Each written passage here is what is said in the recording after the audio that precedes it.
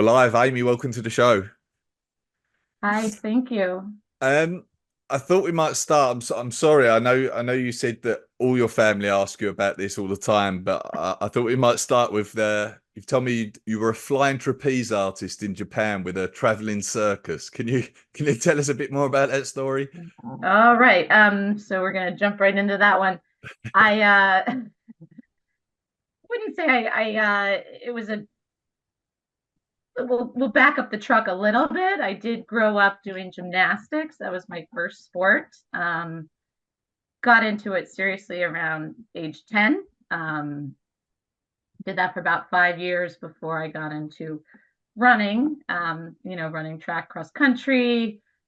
Always liked to be active. Ran through college, and then after I graduated, I moved to New York City, and I just, wanted to strike out on my own. I was running, but I was also working. Ended up working a couple jobs, but the last one was from 8 o'clock till 6 o'clock, in a cubicle, and I hated it, but it afforded me enough money to take a vacation, and I decided to go to Club Med, Turks and Caicos. Why? Because my best friend growing up used to tell me there was flying trapeze there, and she was too scared to do it, but she thought I would love it, and I was like, I always wanted to go, so I did, and I just fell in love with it. It was like I just was like felt like I was meant to be up there. So I went back to my cubicle, and long story short, it was just miserable. Like I would go to work in the dark, come home in the dark. They didn't let you out for a lunch break. It was basically like being in a prison for me. So I ended up applying to work at Club Med, and like 6 months later I was there. I was teaching flying trapeze, and ended up doing that for about a year and a half, and then got a call from a man that I had worked with my first season. He was over in Japan, catching for a flying trapeze act over there, and they were losing one of their people, and he's like, "You want to come?" And I said, "I guess so."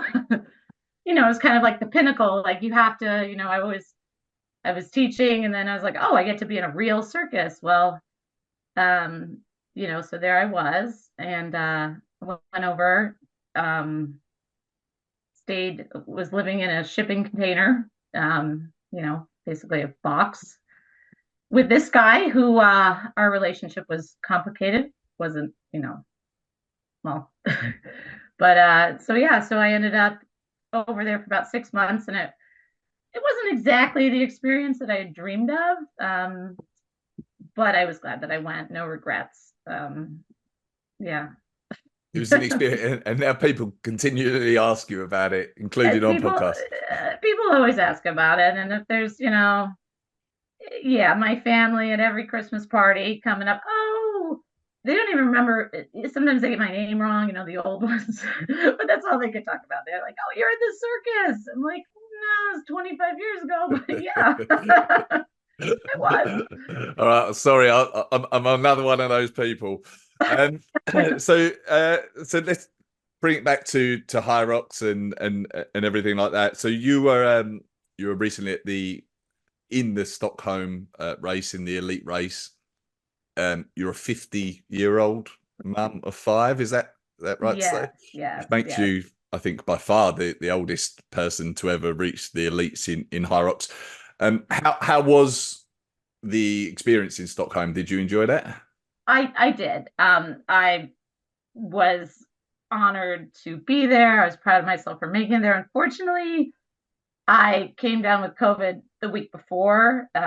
So I, didn't have a terrible case, but it was 3 days of fever that Saturday, Sunday, Monday. And then Wednesday, I got on the plane. I was feeling okay, but I definitely wasn't feeling my best for the actual race. But I think I hung in there. I gave it my all. I just didn't have between that and the jet lag was difficult for me that time around. The race was very early in the morning. So it really felt difficult waking up that morning.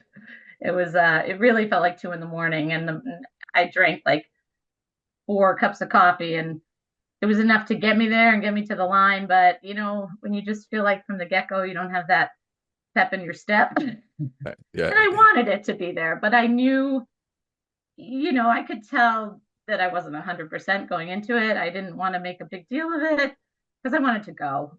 Yeah, yeah. But I mean, should say that you still did a 106. Like, Yeah, no, as I said, I didn't feel terrible. Um, I didn't feel great. yeah, and even something like COVID or any sort of illness, like I don't know how you feel, but like in day-to-day life, you can sometimes feel okay, but as soon as you try and go to that like top end, doing something like HYROX is where you really do start to notice like an Yeah, illness no, like that, or even exactly. just like a little bit off can cost you a few minutes. Yeah. Um, what what how did you get to this point in terms of your sporting life? I obviously talked about gymnastics, flying trapeze, some running. Can you give us a bit more about your sporting background? Yeah, no, I was gonna say that was kind of a quick progression. But I think going back to gymnastics, it taught me a lot. It gave me a lot of even at such an early age, it was kind of a serious thing. I did it locally, and then when I was 10, I went to try out for the big travel team, and there were these 2 Russian coaches, Boris and Alla, and I remember trying out, and they looked at me and they pulled my mom over, and the big verdict was going to be out, is she going to make the team or not? And they looked at me and said, well, she's a little old.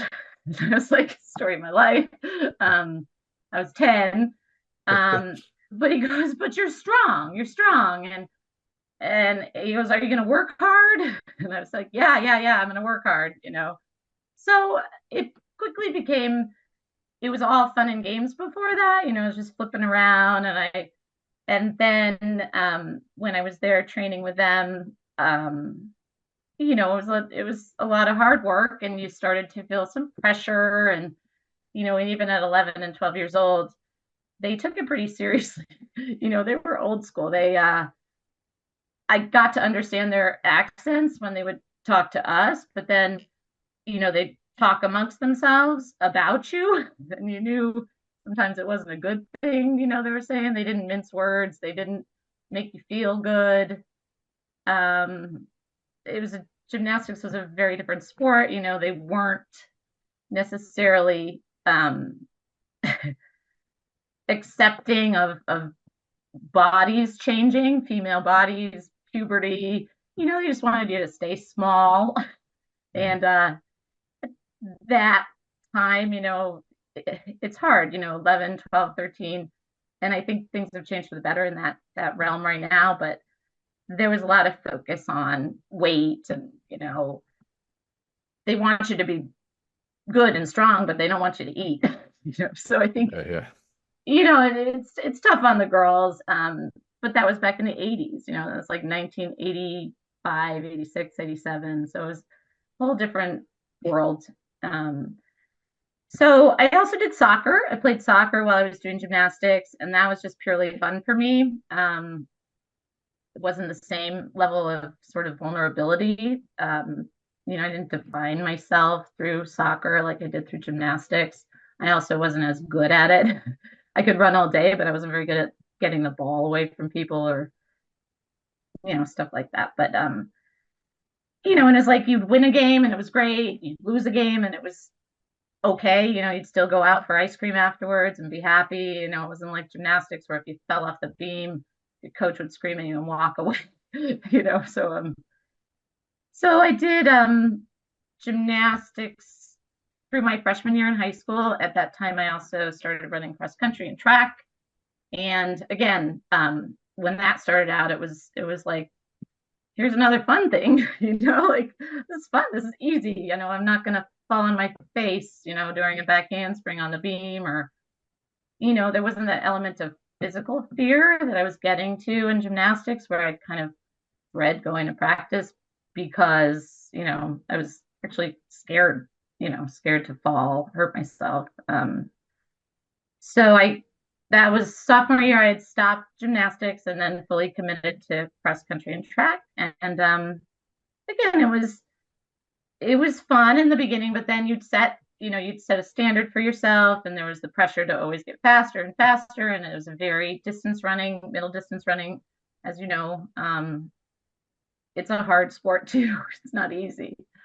So that was, and I was good at it, but I wasn't a standout. I wasn't the state champion. I would be top 10 in the county cross country, but I don't know. I never thought of myself as particularly, talented as a runner. And then to get to top 10 in the county, though, you obviously were talented. Like, to even get to that point, do you feel like, was there an element of natural ability, or was it that you were just so motivated and maybe trained more and no, maybe like, I'm not saying, yeah, there wasn't, I had some talent, but I wasn't a standout. You know what I'm saying? Mhm. I never got to the point where I was winning the county beat okay, so we're in college. And then again, after I graduated college, I was like, oh, what now? I remember driving home and I'm like, what next? It's fortunately running is a sport where you can continue pretty naturally. Especially these days, there's, tons of events you can do. And even back then, there were road races, local road races, stuff like that. But when I moved to New York, my running definitely took a hit. My fitness took a hit. I just, it was more about learning how to exist in the real world. I had to pay my rent now. I had to work. First job I got, maybe this is better. First job I got was just 9 to 5. I had a lunch break, go jogging sometimes with some friends from the office. But then that second job at Prudential Securities was rough. So I realized that sitting at a desk all day, I wasn't gonna ever do that again, ever. I couldn't. And that's when I ran away and joined the circus. And when I was at the circus, like actually at Club Med, was coming from, spending 8 to 6 in the cubicle, and then getting to Club Med where I was doing physical labor, basically we'd be on duty from 9 to 11 in the morning and 4 to 6 in the evening, working on the trapeze. So I don't know if you know what the flying trapeze rig is, but it's big, it's outside, you climb a giant ladder, there's a flyer, there's a catcher, and then the guests, when you go, you're put in safety lines. So there's somebody pulling the ropes. There's somebody literally holding you and sending you off the platform. So it's just a ton of physical labor. And then also we did the circus arts too. So we do the Spanish web, which is a hanging rope that you spin off upside down, double trapeze, single trapeze, where you're holding other people and doing, tricks, hand balancing, where you're like doing, you basically are holding each other, and it's tough. It's a lot of strength work, but no weight room, it's just body weight strength work. So that felt so good to be out there and just working with my body and using these muscles that I hadn't used them for a very long time. And then I was also running probably half an hour, maybe 4 or 5 times a week. I'd get up early before it got too hot and just go for a run.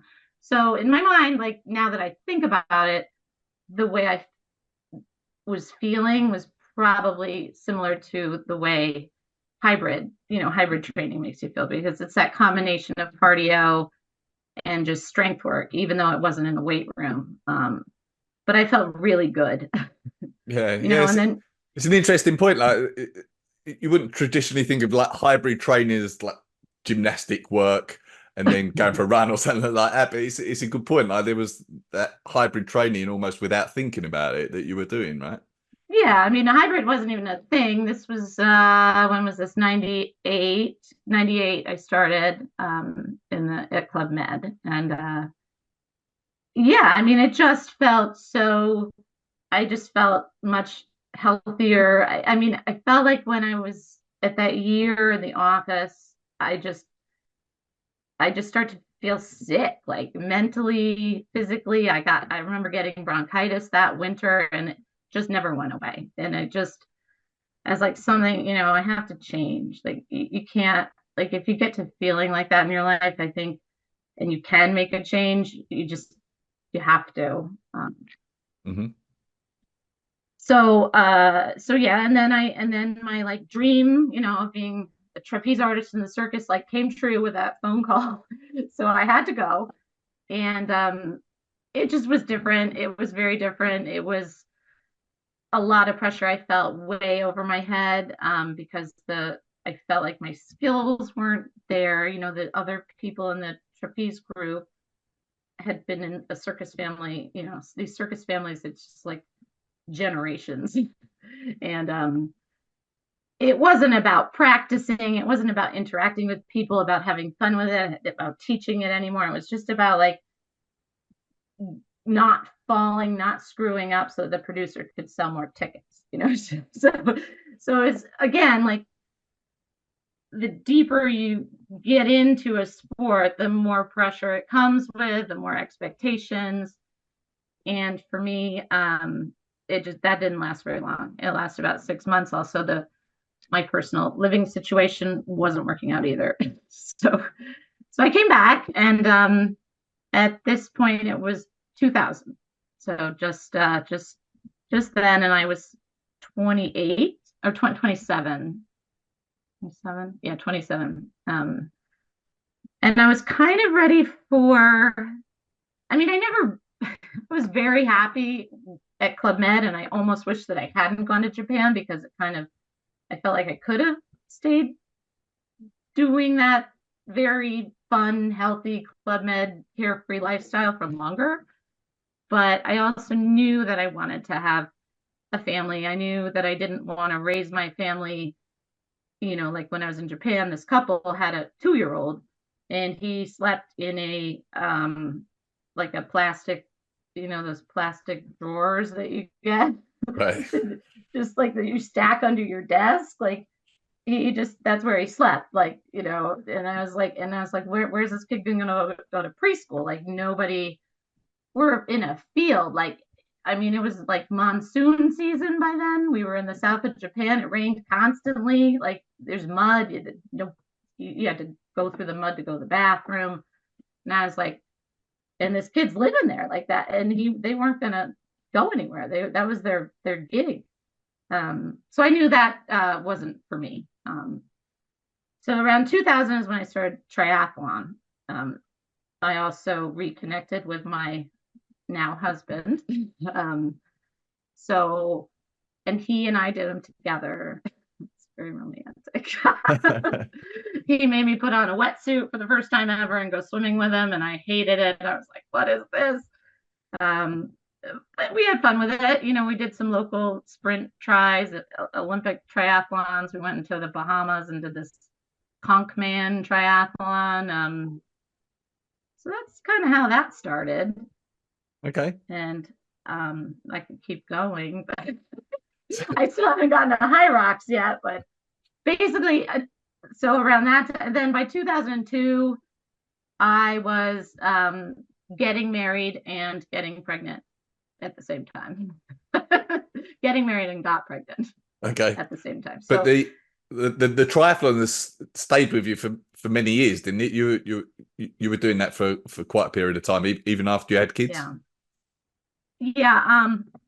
Sorry. From 2002 to like 2009 is when I had my 4 kids. Okay.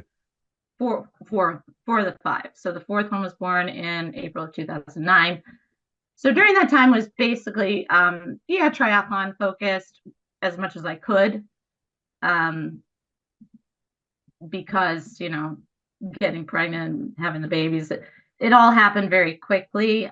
So I didn't really have any good results. I mean, I had okay results for, the phase of life that I was in, but it wasn't until after 2009, I think 2011, I got my pro triathlon license. You have to qualify. So there's different ways you can do that, but I think I went down and did a race in Florida that was a qualification for that. So then I had my pro license. And I think 2012, I was, I'm not sure exactly what year, but the first time I did the New York City Triathlon, I came in third. And my big win was the year after that. I won that race, which is probably the biggest pro triathlon win of my life.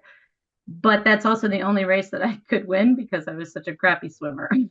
So I don't know if you're familiar with the New York City Tri, but it's an Olympic distance and you swim a kilometer, no, not a kilometer, 1,500 meters downstream in the Hudson River. So it's very fast swim. You just sort of drift along with the current. So I would come out last, but I was only last by like 2 minutes. Right. I was able to make it up. And then I continued with triathlon, but I tried swimming. I tried to become a better swimmer, but you know how when you truly hate something, like it's just hard to work at it. Like I just hated it. I hated it. I hated the cap. I hated the goggles. I'd get water up my nose, so I'd have to wear the nose plugs, the ear plugs, because I have like really big ears and the water would go in my ears. And so by the time I got in the pool, I just felt like, I don't know, like Helen Keller. I just couldn't see, I couldn't hear, I couldn't smell. And I didn't like being cold. And I would just sink. I just wasn't a good swimmer. So I kind of phased out of that. I mean, I loved the biking and I was a solid runner. So I was like, okay, I love the biking. I'll get into road cycling. So I got into that maybe 2016 or so. And I was good at that too, but there was always a limiter in these events. Like for me in triathlon, it was the swim. Road cycling, it was riding in a pack and riding down hills. I didn't enjoy that. I liked just going uphill. I had a good engine, and I could go uphill. I could win races that involved a big sustained climb. But the mental focus needed for the downhills and the pack riding was a lot. And I'm not saying I wouldn't do it again, but I got to the point where I won the biggest races that I could probably have taken part in. A couple of stage races. Those are like 4-day races, 3-day races where you do different types of racing each day. And I won them, a couple years in a row. And then I decided to try OCR, Spartan Racing, got into that. And the last Spartan race I did was 2022 in Utah. And then I kind of was, then winter came this time of year. And then I think I told you, I just read about HYROX. I was at the dentist with my kid and I was reading a magazine and I was like, I think I could do that. So, okay. So that's how I got here. Okay. All right. Amazing. So when you saw HYROX, did you, because you don't particularly sound like you have a strength background, like obviously the gymnastics and the trapeze work, there's an element of strength to that. But did you look at HYROX and think, no, that would suit me, or was it just something that you thought you'd give a go? I looked at it and I thought this would suit me, like, because I looked at the exercises and I was like, as HYROX says, anyone can do them. And I was like, it's not like CrossFit where I went to a CrossFit gym once and I looked around and I was like, I don't think so, like I don't think I want to get back into handstands and kips and all that stuff. And I looked at the HYROX and I was like, I liked the fact that it was inside in a controlled environment. Like after the Spartan racing, which I do like, but every time I'd go to a Spartan race, it would rain. Like every time. And I'd fall off the monkey bars and I'd fall off the beater and I'd be doing burpees in the mud. Apparently now they took the burpees away. Then you just do penalty laps, but I did not like the dunk wall. And then, after the dunk wall being cold, so I was like, okay, it's inside. I always loved indoor track. Like I just liked indoor track, and I was like excited to be able to run on an indoor track, even though I knew it wasn't exactly like like an indoor track that you run on with the track team. But I was like, that could be really fun, like no technical downhills, no stones that I could twist my already bad ankle on. And half the race was running. So I had a feeling that it would be good for me. Yeah, and the strength stuff, I I tested it out. I tested the open weights first, and I was like, I can do this. Then I tested myself on the pro weights, and I said I could do that. So it's just a matter of getting better at it, and I'm still in the process. So So you've done pretty amazingly in your time in HYROX. I looked at your previous races. So you did New York in 1 hour 15. Then you went to Madrid, did 1 hour 10. Um, and then Chicago relatively recently you did a 106, which essentially qualified you for that elite race in Stockholm. Did you yeah, did you feel like you had a 106 in you, like after that New York race and the Madrid race? Did you feel like that time was possible? yeah. No, I thought I had a 1. I mean, maybe you know, going into New York, I felt pretty strong. I went into that race with the week before I stepped in a hole in the road and just twisted my knee. I couldn't even run for a week. I just sort of cried because I didn't even think I was going to go, but I really wanted to. Like I knew this. I had a feeling that this was going to be something I really enjoyed. And so I couldn't even run. I couldn't even walk up and down the stairs. I had to take the ramp. so so like I don't know if you looked at splits, but my first run in that race was a 5 minute 1K because Right. I just started in the slow lane because I was afraid my knee was just gonna blow up. Um, so I had a lot of fun in that race because I couldn't run very fast. So it made all the stations feel relatively manageable, except I couldn't jump. There were a few that like I had to sort of pretend to jump with 2 feet in the burpee broad jumps because I couldn't jump or land off my right knee. Um, and the other thing there was I had a horrible sled pull, but I attributed it to the fact that I couldn't really, bend my knee. I couldn't use my leg. Um, so I was like, okay, considering the injury and how I placed and how I did, I was very excited. I was like, okay, I'm going to go train for Chicago. At that point, I was like, I'm going to go to, well, at that point, I think I wanted to go to Miami, but then they canceled Miami. So then I said, I'm going to go to Chicago. And, I wanted to do like a 1-0, whatever. And then they changed the whole setup of the Elite 15, because I Hmm. thought maybe I had in my mind already that I added up where I thought I could save some time, chop off some time. And I was like getting down to like 106, 105 in my mind.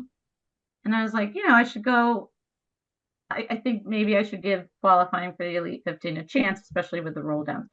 So, but then they changed it so that the first Elite 15 race was going to be Chicago. So I decided to go to Madrid for two reasons. First reason being I wanted to break the 45 to 49 age group world record before I turned 50, because I turned 50 in October. And then the outside reason I went there was to maybe get a time that would get me into the Elite 15 in Chicago. I never told anybody that. I was like, because I figured they'd think I was crazy. But and Madrid did not turn out well. Well, it was fine. My running felt good, but I think because I was able to give a little bit more effort in the runs, I realized how tiring the stations were.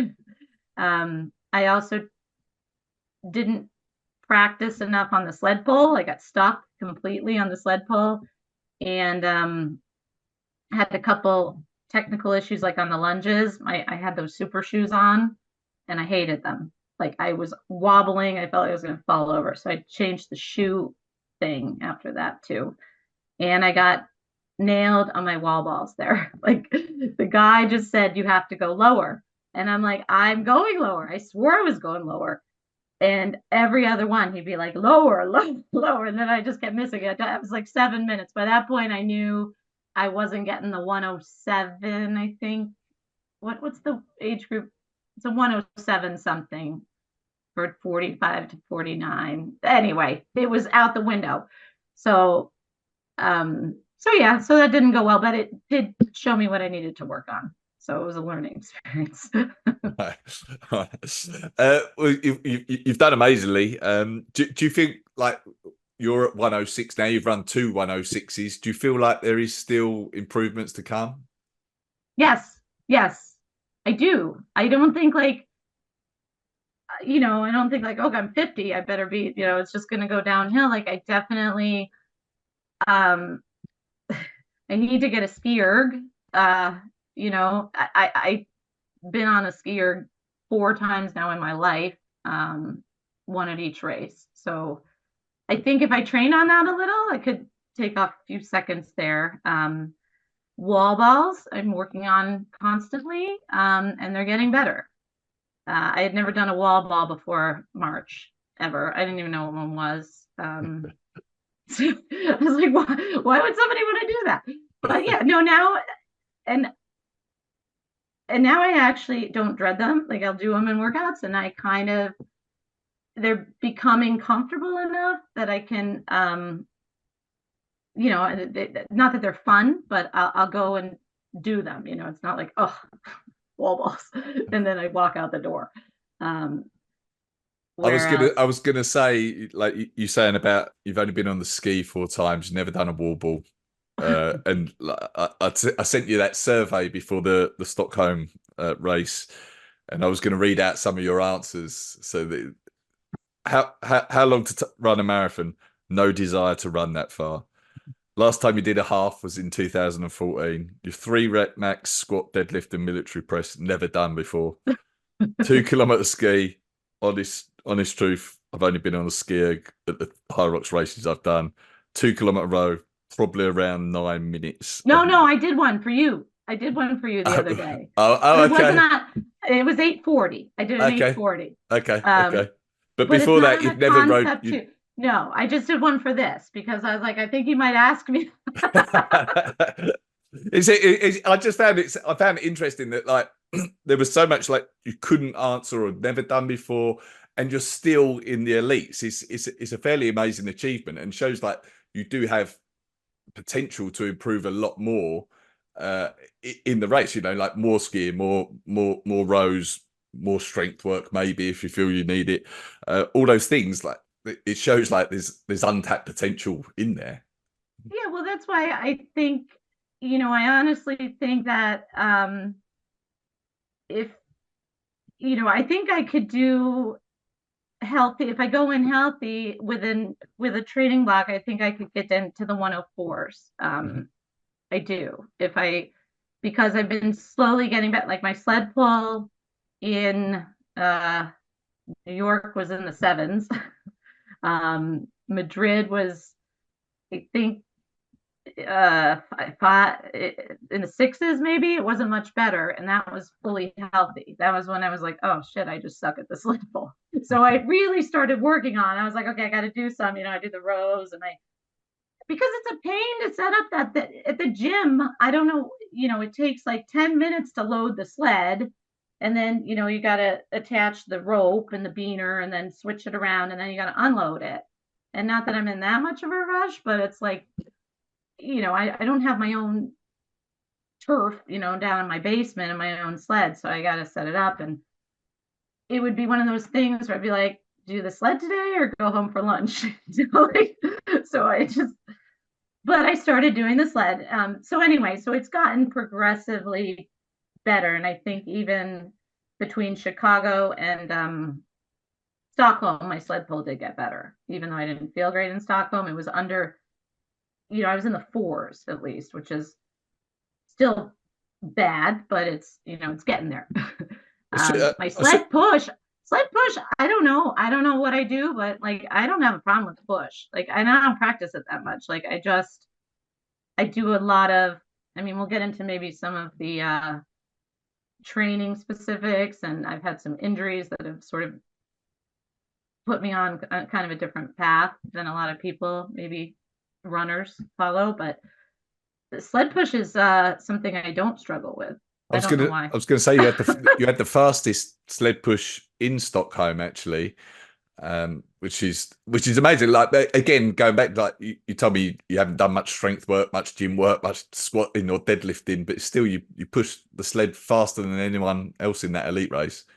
Yeah, and I gotta say, like I knew that race, I knew I was sick. I wasn't sick, but I knew I was not at full strength. That morning I was like lying in bed. You have your resting heart rate, like it was like 10 beats up, 15 beats up, and I'm like, no, that can't be right. So I took it like multiple times, and I'm like, okay, maybe there's something going on.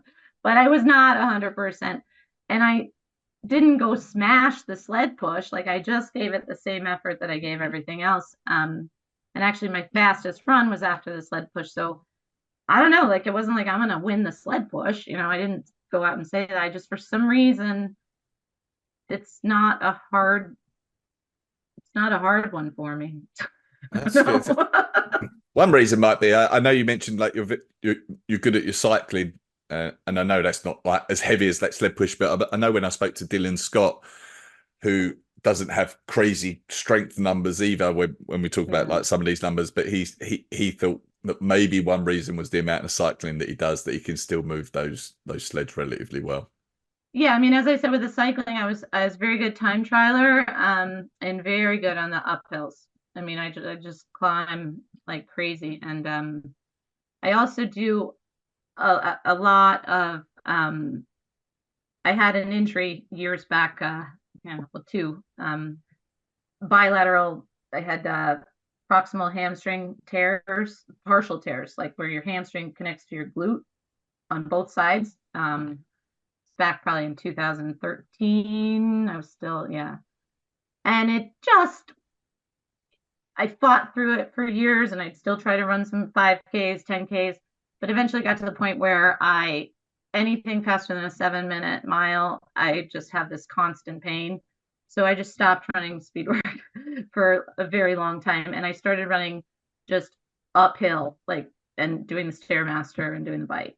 And I still do, once a week, once every 2 days, once every 10 days, I'll get on my treadmills at the gym. They got the new treadmills that go up to like 30%, and just do high hill intervals between 30% and 25%. And you're running real slow. But you're able to get, the effort you put out is hard. And it doesn't bother my legs. And I think when I'm doing it, now that I do the sled pull, every step almost feels like you're pushing the sled, because you're just at that. It's a strength, it's strength and cardio. And also I get on the Stairmaster, with the moving steps, and I'll do workouts. I actually did one today. So, I think people sort of diss those machines.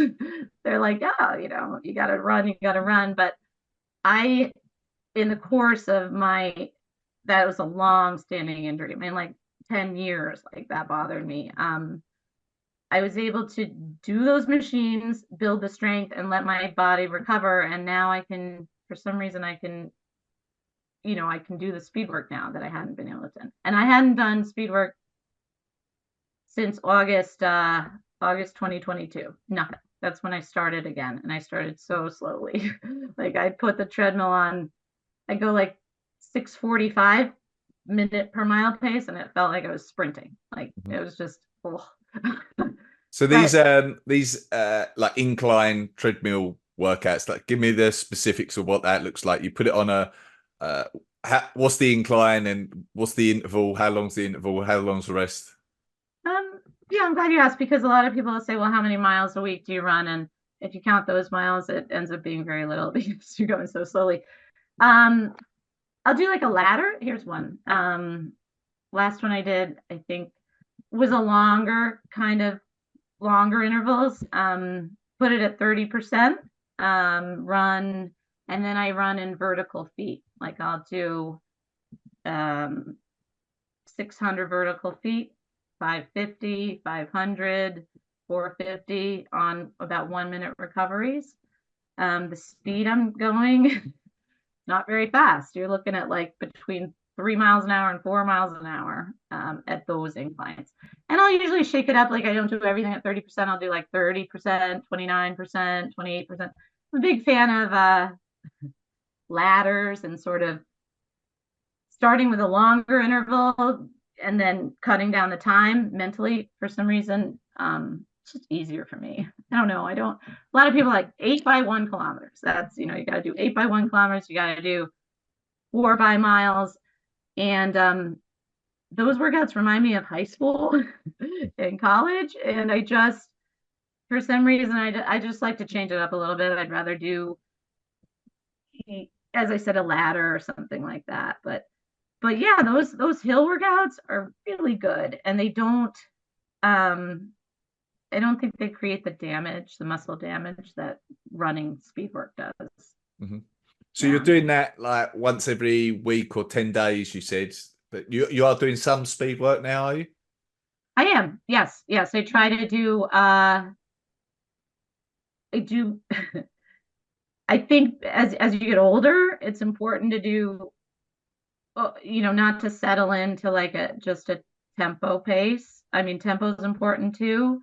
In an ideal world, I would probably do a cycle of like the tempo run, meaning 2 to 3 miles of hard, kind of all out. I don't do that much. I like to do one of my favorite sort of benchmark tempo runs is just 2 miles on a treadmill or on a track. But I know if I can do 2 miles in, like the other day, I did it in like 11:55, which is pretty good for me. Like if I'm there, like I kind of, that's a good baseline. Like I know I can run a 5K in maybe under 19 minutes if I can do the 2 miles in under 12.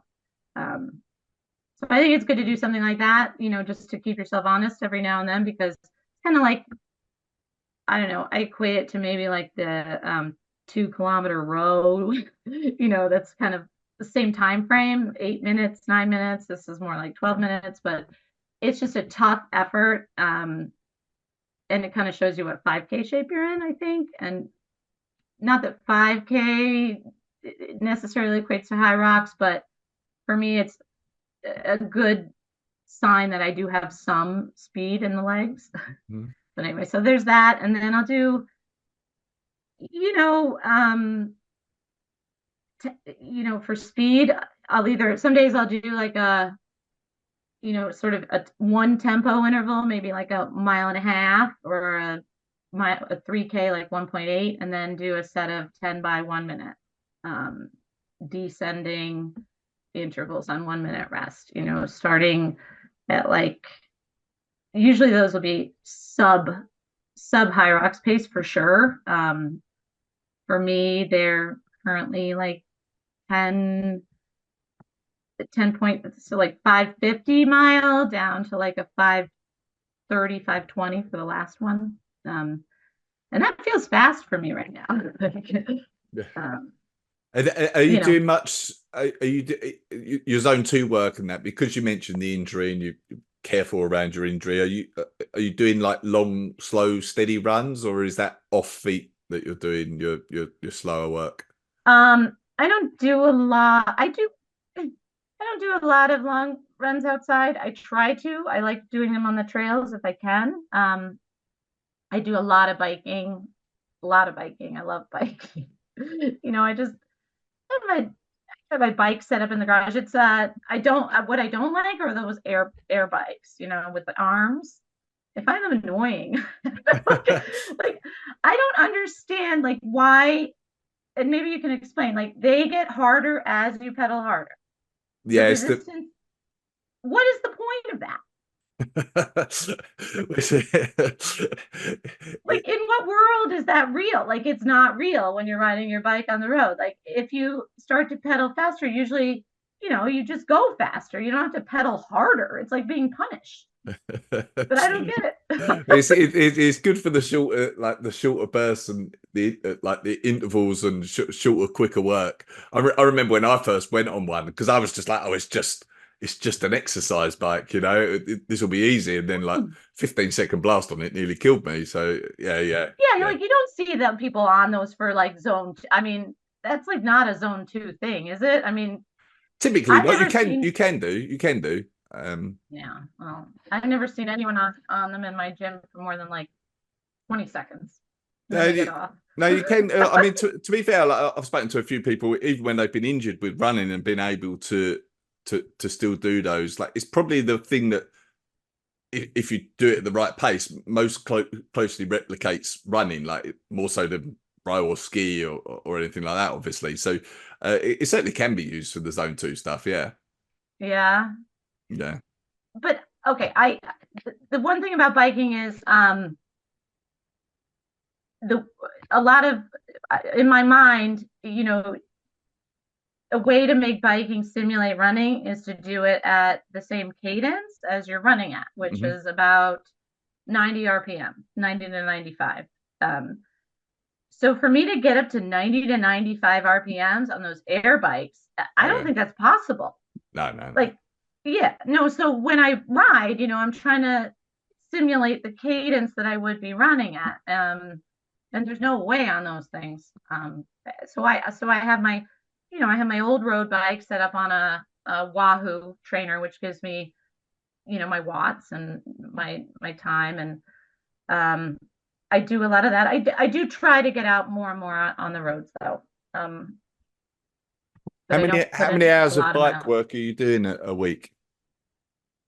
Um, again, most of my bike work is like the zone 2 stuff, I would say now, because I try to do my quality work running. So probably uh hours, maybe probably like 5 hours, Okay. I'd say. Um and then I'll do some stairmaster, and I do those incline hills. And I do most of my interval work on a treadmill. Do you feel like now you are age 50, is your trade does your training look different to what it might have done 25 years ago, for example? Um, no, actually not. I mean, it's different because I'm doing different events. But volume wise, well, and maybe intensity wise, like I spread out the workouts. Depending on what kind of workout I do, usually a running workout takes longer for me to recover from. Maybe like 3 days before I would consider doing another run workout. But as I said, usually I'll throw in a stairmaster workout or the hill workout. Like, I recover from those faster. So I'm able, by doing that kind of cross training, I'm able to get more high intensity workouts in than if I were just doing them running, because my body doesn't respond as well to that. But I don't think it ever did. I think it always took longer to recover from run workouts. You just didn't have a choice. In college, it's like you got to do it when you got to do it. You don't decide like, oh, not today. Um, I do. Yeah, I mean, I think that's part of the reason why. Not that I haven't gotten slower, like, my flat 5K has gotten slower, but I don't necessarily attribute that to my age as much as my injuries and the lack of speed training for, like, years. I think it's just as far as getting older, it's what happens. I was thinking about this and I'm like, why am I all of a sudden like breaking records? I never broke records when I was younger. Like, people never said, "Oh my God, you're so talented," and I don't think I have boatload of talent. I just think that I just kept going, I just never really stopped. And especially with women, you see a lot of strong women, and then somewhere around the age of like 35, 38 to like 45, it's just like this like black hole.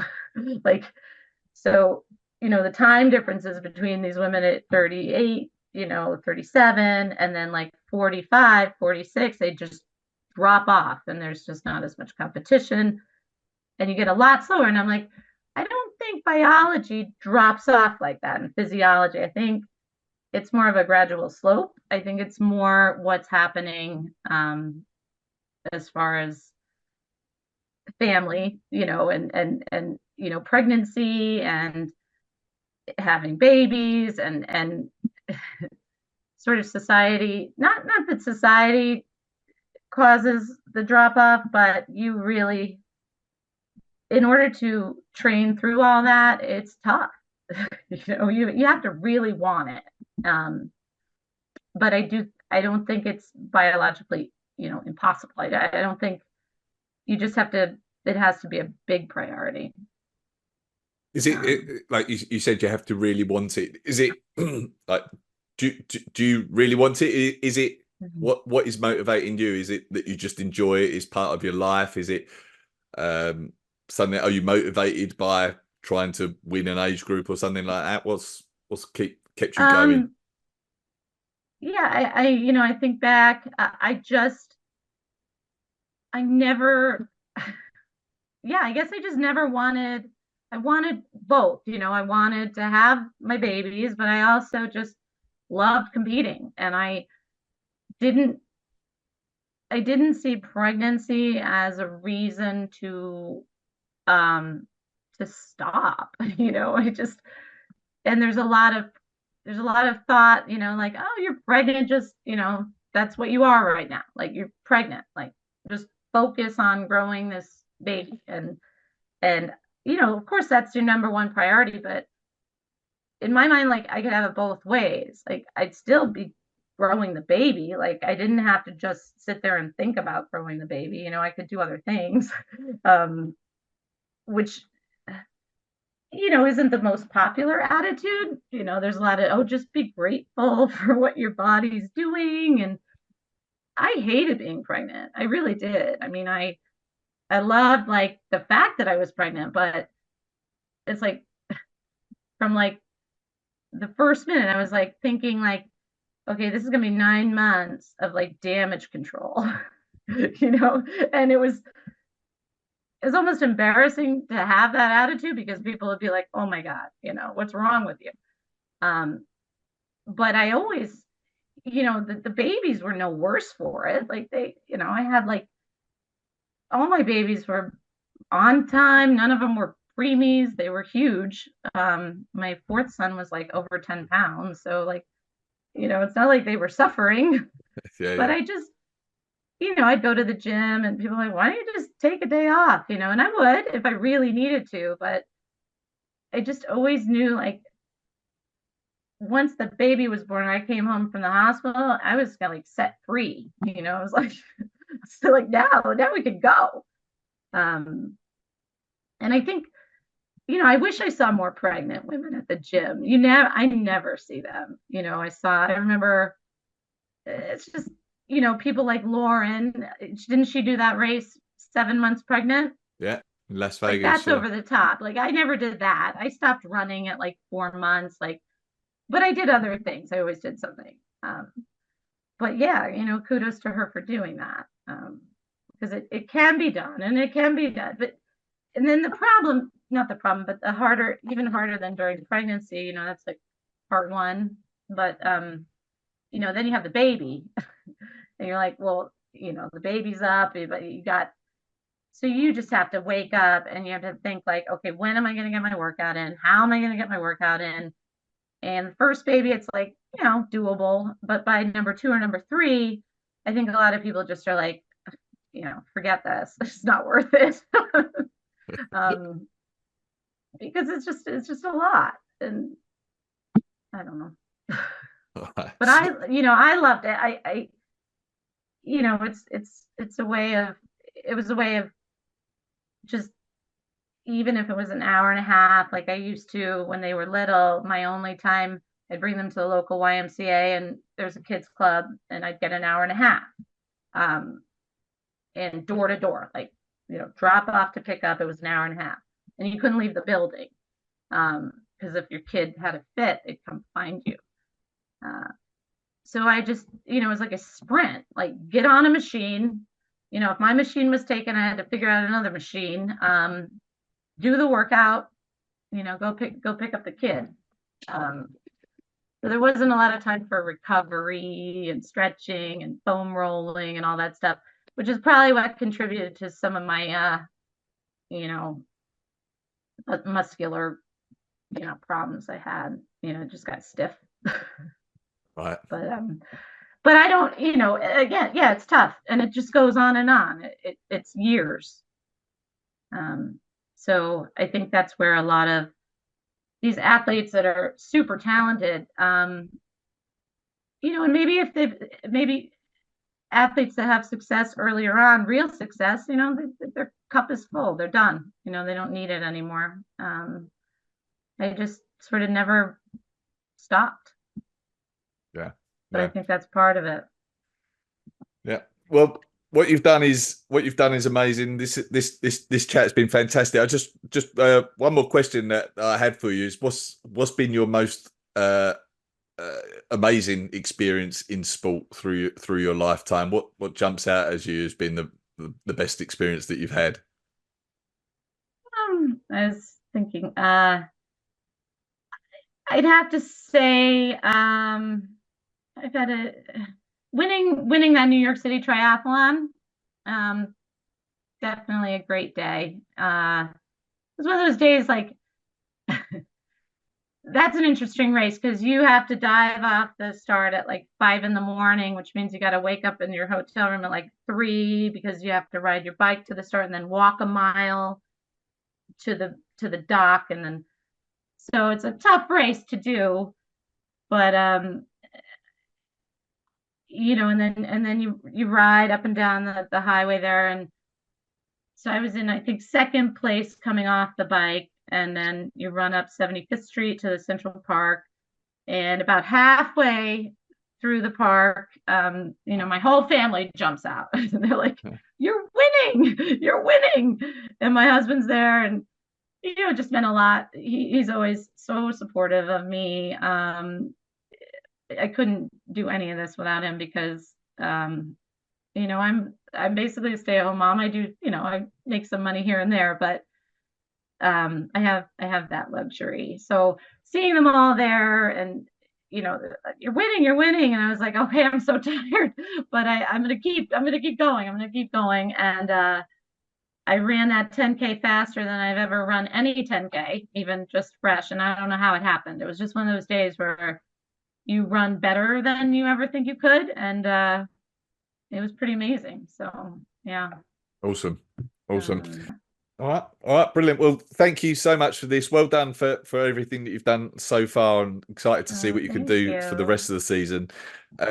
If people want to follow you, find out more about you, is there anywhere they should go? Instagram is the best place, is it? Yes, I started Instagram. I'm also very new to Instagram, but I'm getting there. So yeah, Amy's emails. No, I'm sorry, Amy Z Bevilacqua. Instagram. I do some coaching. You can message me there, but yeah, that's it. Okay. All right, perfect. Thank you. Okay. Yeah, good luck for everything, and hopefully talk to you again soon.